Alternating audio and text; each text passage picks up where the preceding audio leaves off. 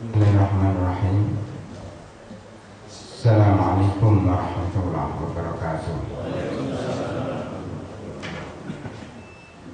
Alhamdulillahirabbil alamin. Salatu wassalamu ala asyrafil anbiya'i wal mursalin wa ala alihi wa sahbihi wat tabi'ina lahum bi ihsanin ila yaumiddin wa ba'd. Hadirin dan hadirat Bapak dan Ibu sekalian jamaah salat subuh rahimakumullah. Alhamdulillah pada pagi hari ini kita bisa kembali bertemu untuk bersama-sama mengkaji tentang berbagai masalah ibadah kita. Hari ini kita akan membahas beberapa masalah. Yang pertama adalah sholat tasbih. Sholat tasbih masih jarang terdengar di masyarakat. Sholat tasbih adalah sholat tertentu dan menggunakan cara-cara tertentu di dalam sujud dan rukuk atau di dalam berdiri. Itu ada beberapa perbedaan.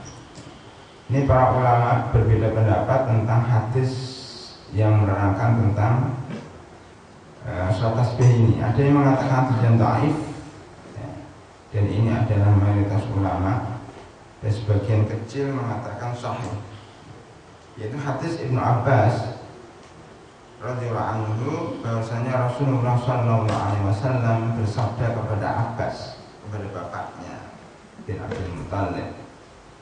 Jadi Abbas adalah paman Rasulullah sallallahu alaihi wasallam, saudara dari bapaknya. Adapun Ibnu Abbas adalah keponakannya. Jadi Ibnu Abbas menceritakan bahwasanya Rasulullah SAW telah bicara dengan pamannya.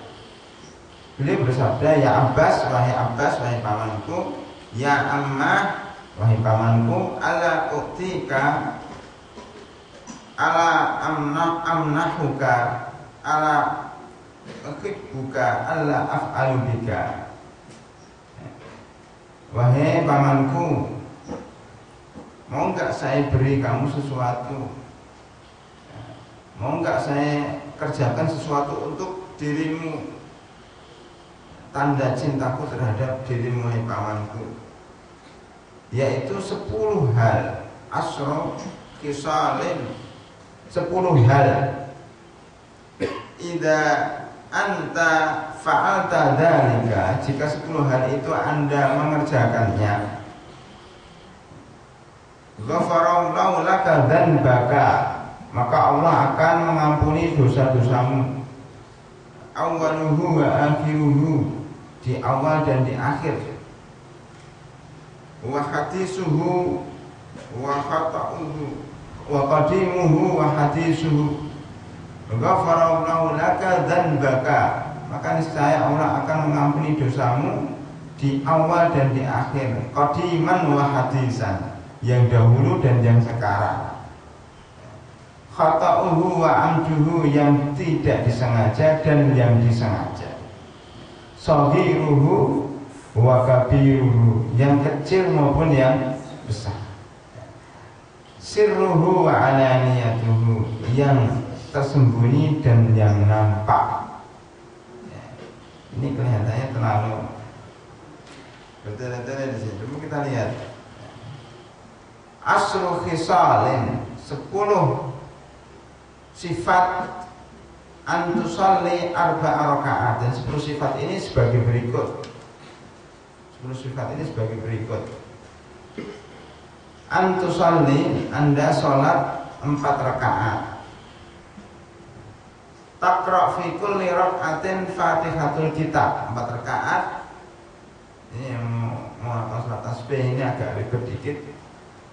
Rakaat pertama membaca surat Al-Fatihah, wa surah dan surat, Fatihah dan surat.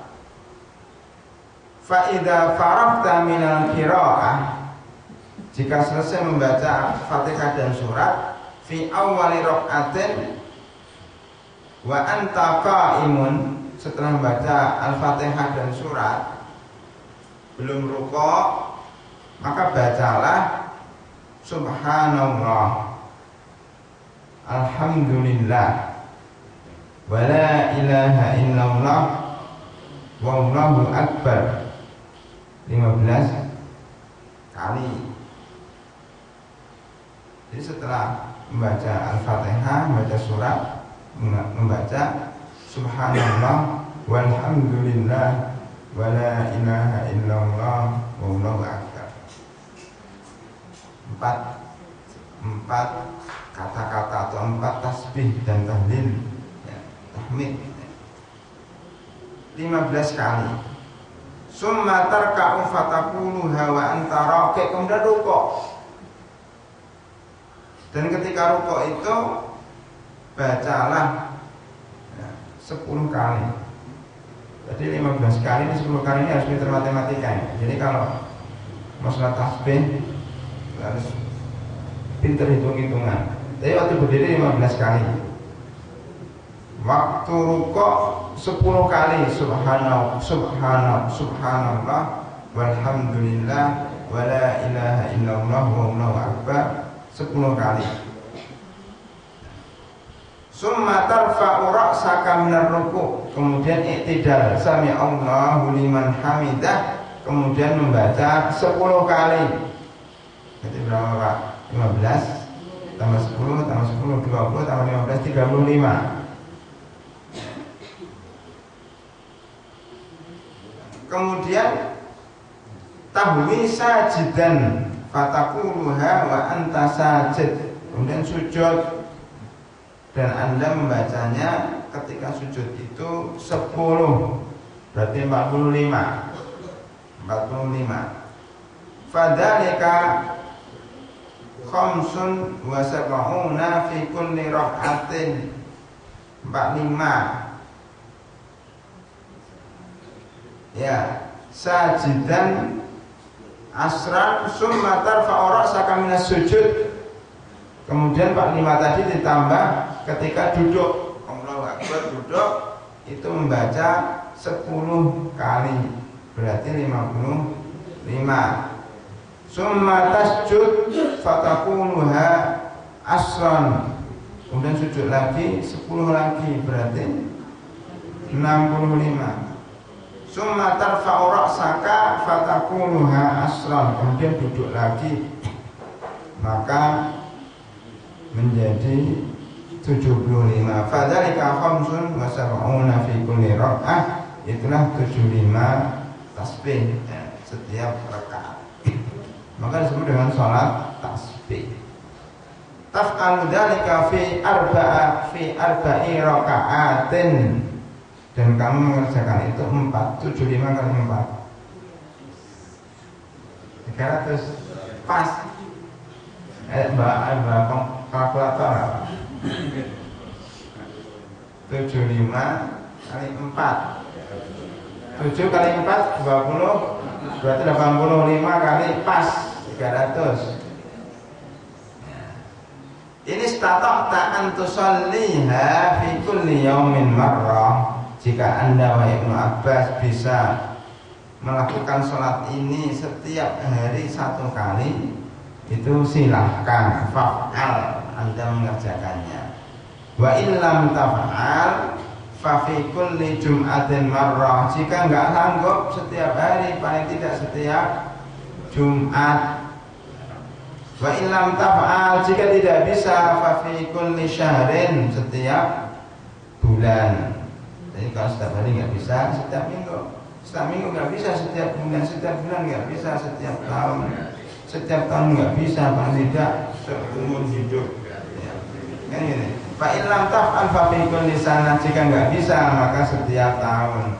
Fa illam taf'al fa fi umrika marrah, jika tidak bisa maka sekali seumur hidup. Ini hadisnya agak berbeda dengan hadis-hadis yang lain, dan baru sholat inilah yang sholat yang berbeda dengan sholat-sholat lain, karena biasanya sholat itu ya seperti biasa, ini luar biasa. Karena luar biasa inilah yang menyebabkan para ulama berbeda pendapat terhadap hadis ini. sebagian besar itu mengatakan ini dhaif, tidak boleh dipakai, ya, tidak boleh dipakai, sehingga tidak usah dikerjakan, kerjakanlah sholat-sholat biasa, sholat-sholat sunat biasa. Ya. Ada yang mengatakan ini sunnah karena hadisnya sahih, dan ada yang mengatakan itu boleh dikerjakan, ya, tidak dianjurkan tapi boleh, hanya boleh saja. Nah, ini perbedaan para ulama, tapi jumhur ulama, mayoritas ulama mengatakan hadisnya dhaif, ya. Yang mensahihkan sangat sedikit sekali, ya. Tapi tidak menutup kemungkinan kalau ada di antara kita kepingin melaksanakan, ya silahkan melaksanakan itu. Tapi harus hafal tadi. Ketika berdiri sholat, membaca Al-Fatihah, membaca surat, dan membaca tasbih tadi 15 kali. Ketika rukuk 15 kali, ketika i'tidal 15 kali. Jadi sami Allah liman hamidah itu tidak membaca Rabbana walakal hamdu, tapi membaca subhanallah walhamdulillah wala ilaha illallah wallahu akbar 10 kali, sujud 10 kali, duduk 10 kali, sujud 10 kali, duduk 10 kali.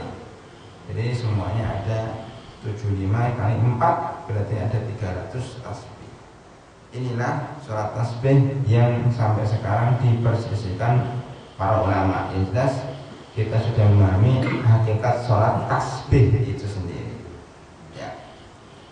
Saya kira ya, selesai masalah ini, tidak perlu diperpanjang. Tinggal pelaksanaannya aja kalau yang menganggap ini sahih, ya. Kemudian yang kedua adalah sholat tahiyatul masjid. Ini kalau tahiyatul masjid sudah ma'ruf, ya, sudah kita ketahui bersama dari hadis Abu Qatadah radhiyallahu anhu bahwasanya Rasulullah sallallahu alaihi wasallam bersabda, "Idza dakhala ahadukumul masjid, jika kalian di antara kalian masuk masjid, fala yajlis, janganlah dia duduk, hatta yusalli raka'ataini, sehingga dia sholat 2 rakaat." Nah, ini larangan untuk duduk sehingga dia sholat 2 rakaat ketika masuk masjid.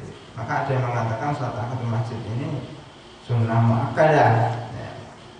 Tapi secara umum bahwa sholat tahiyatul masjid ini adalah sunnah, tidak wajib. Kenapa? Walaupun di sini ada larangan, ada perintah, dan tidak masuk wajib, karena yang wajib itu hanya sholat 5 waktu. Di dalam hadis lain disebutkan bahwa yang wajib hanya 5 waktu, sedang yang lain adalah sunnah, ya. Maka sholat tahiyatul masjid ini adalah sunnah. Cuma ada yang mengatakan sunnah muakkadah, ada yang mengatakan sunnah seperti biasa. Permasalahannya adalah jika sholat tahiyatul masjid ini dilakukan pada waktu-waktu terlarang, ya. Waktu terlarang itu ada 5. Waktu terlarang ada 5, yang paling berat adalah 3. Yang pertama adalah ketika matahari tenggelam, ya, ketika matahari pas tenggelam, ya. Karena waktu itu, ya, itu ada 2 tanduk setan, ya. Makanya setan itu digambarkan sekarang mempunyai 2 tanduk, ya, 2 tanduk dengan hadis ini. Maksudnya pada waktu itu sebagian masyarakat menyembah matahari, ya. Di Jepang, ya, masih ada orang menyembah matahari, dan beberapa masyarakat tertentu menyembah matahari ketika matahari itu terbenam.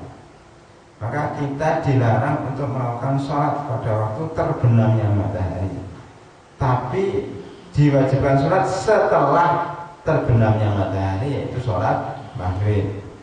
Itu yang pertama. Yang kedua, ketika matahari di tengah-tengah, jam 12 kalau sekarang, tergantung kepada adzannya. Kalau sekarang sebelum jam 12, kira-kira jam 12 kurang 15 menit, karena adzannya jam 12 kurang 5 menit. Jadi jam 12 kurang 15 menit itulah matahari berada di atas kepala kita persis. Itu juga dilarang untuk dilakukan sholat sunnah, ya. Kemudian yang ketiga adalah ketika matahari terbit nanti setelah ini kira-kira jam 6 lebih seperempat 1 jam lagi ya, itu matahari akan terbit dan pada waktu itu kita tidak boleh sholat karena waktu itu sebagian masyarakat menyembah matahari terbit di atas tanduk setan, 2 tanduk setan. Ini 3 waktu yang terlarang. Kemudian ditambah 2 lagi, yaitu setelah sholat asar sampai terbenam matahari dan setelah sholat subuh sampai terbitnya matahari. 5 waktu terlarang ya. Cuman para ulama akhirnya mengatakan bahwa 5 waktu terlarang ini khusus untuk melakukan sholat sunnah mutlak. Jadi dulu pernah kita sampaikan, sholat itu ada 2, sholat sunnah mutlak dan sholat sunnah muqayyad. Mutlak itu sholat sunnah yang tidak punya nama, yang tidak punya tempat dan tidak punya waktu. Namanya sholat tidak punya nama. Nah ini namanya mutlak. Adapun muqayyad adalah sholat yang terkait dengan waktu atau tempat atau tempat atau keadaan. Contohnya sholat tahiyatul masjid itu berhubungan dengan tempat. Setiap masuk masjid sholat habis wudhu, sholat toharoh. Ini sholat bukan karena tempat, karena keadaan habis wudhu. Sholat gerhana matahari karena ada gerhana matahari. Sholat jenazah karena ada jenazah.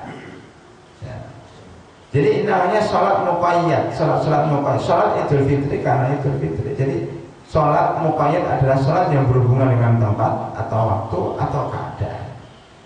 Adapun sholat mutlak adalah sholat yang tidak berhubungan dengan 3 hari ini. Yang dilarang untuk melakukan sholat sunnah di 5 waktu ini adalah sholat sunnah mutlak, bukan muqayyad.